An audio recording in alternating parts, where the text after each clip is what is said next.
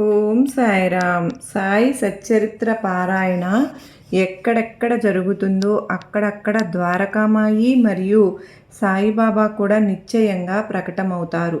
అక్కడే గోదావరి తీరం, అక్కడే సమీపంలో షిరిడీ క్షేత్రం, అక్కడే ధునితో పాటు సహా సాయి ఉండి స్మరించినంత మాత్రాన కష్టాలను నివారిస్తారు. సాయి చరిత్రను పారాయణ చేసే చోట సాయి ఎల్లప్పుడూ నివసిస్తూ ఉంటారు. భక్తిపూర్వకంగా చరిత్ర వర్తన చేస్తే సాయిబాబా ప్రసన్నులవుతారు. ఆనందగనులైన సాయిని స్మరిస్తే చాలు, అనుదినం వారి నామాన్ని జపిస్తే చాలు. కఠినమైన ధ్యాన ధారణాది ఇతరుల జప తప సాధనలు ఏవీ అవసరం లేదు. సాయి చరణాలయందు భక్తితో దృఢ విశ్వాసంతో వారి విభూతిని నిత్యము నియమంగా ధరించి సేవించిన వారి మనసులోని కోరికలు తీరుతాయి.